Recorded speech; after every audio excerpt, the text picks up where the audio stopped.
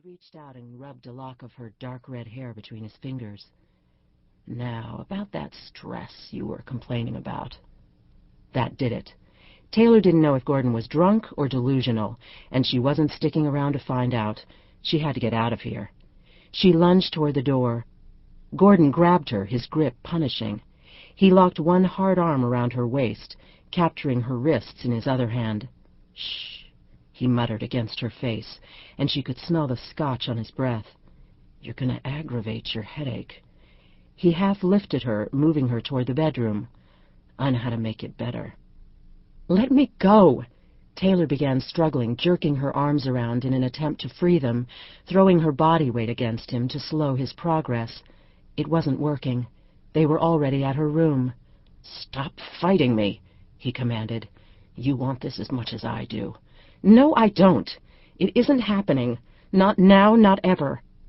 Taylor hooked her feet on either side of the doorframe, anchoring herself and giving her the leverage she needed to halt Gordon. She raised her head, gazed straight at him, and strove for reason in the midst of insanity. "I don't know what made you think I wanted this, but we got our signals crossed, so just put me down and leave. We'll forget this whole ugly scene ever took place." He looked amused, using his legs to break her tenuous hold on the door jamb. He then carried her the remaining distance to her bed. "You're wrong on all counts. This is going to happen. It won't be ugly, and you definitely won't want to forget it ever took place." White panic took over. "No! No!" Taylor began fighting like a trapped animal, using every drop of strength she had. But the man had a grip of iron, and he seemed absolutely sure they were in this together. "Let me go!"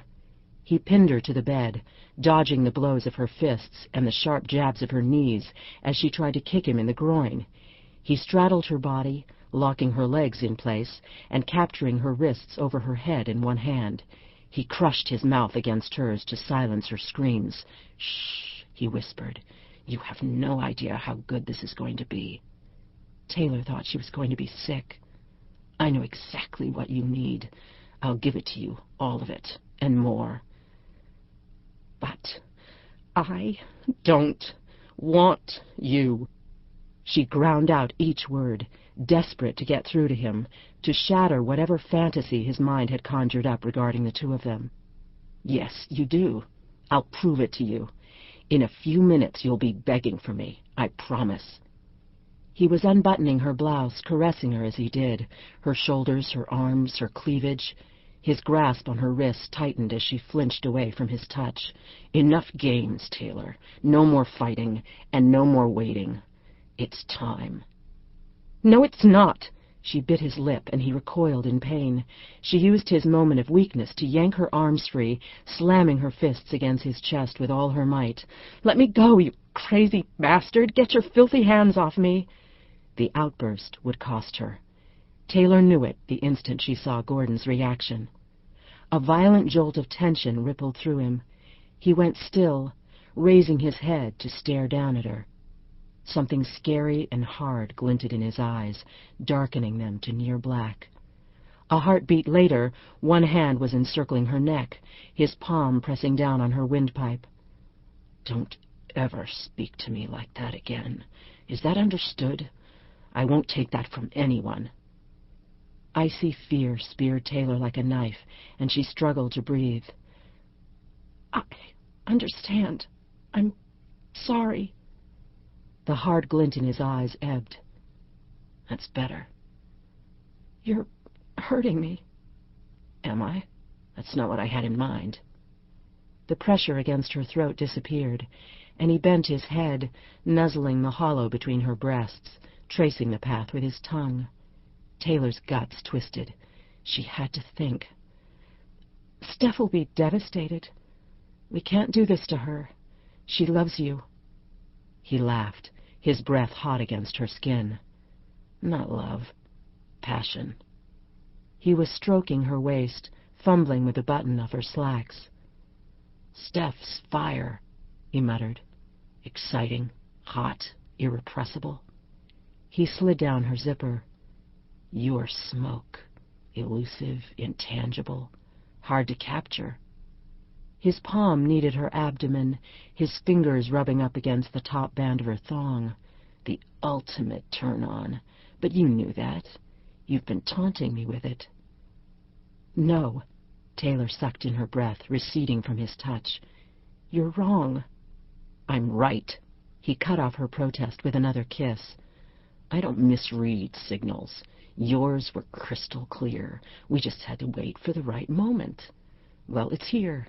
This is the perfect time to have each other. I want you frantic for what I can give you. You will be, soon. His fingers slipped under her panties and glided down. Stop talking. Feel. Just feel. Like a drowning person, Taylor began struggling again, kicking and flinging her body as hard as she could. From out in the hall, the intercom sounded. "Gordon?"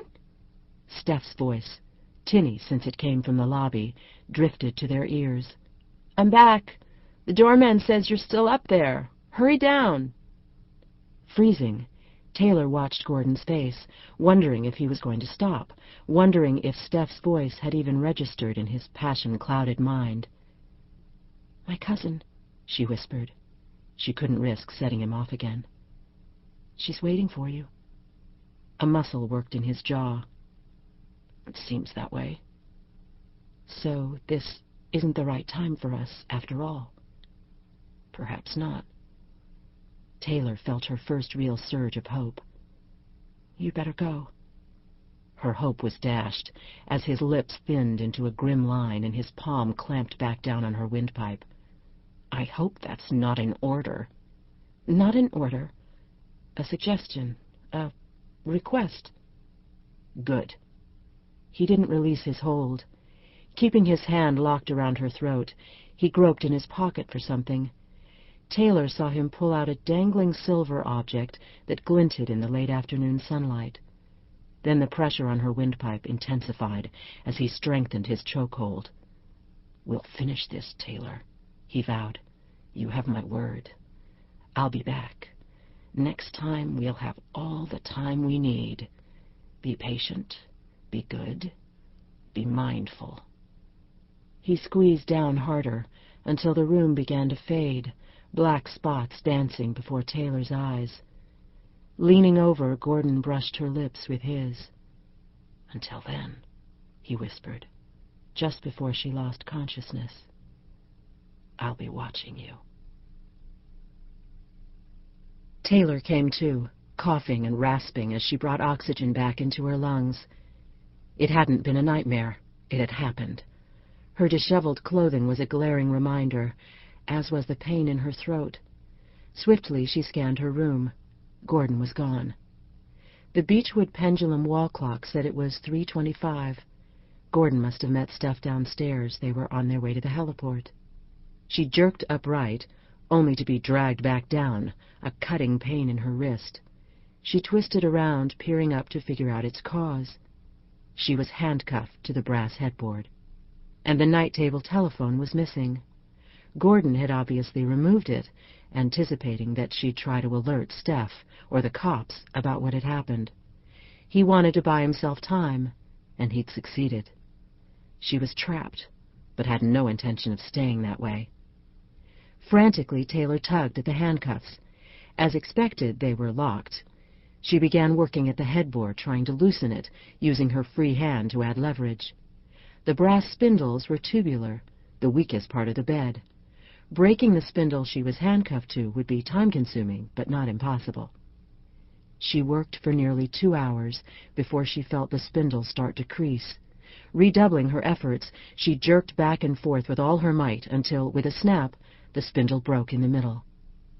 She slid the handcuffs between the two severed pieces and scrambled off the bed. At first, her legs nearly gave out. Between the physical exertion, the emotional strain, and the throbbing of her bruises, not to mention her now blinding headache, she was a mess. She steadied herself, waiting until her legs stopped wobbling. Her gaze fell on the clock, 5:15, long enough for Gordon to sail off with her cousin. Taylor made her way into the kitchen, grabbed the phone, and dialed Steph's cell number. Voicemail. Damn.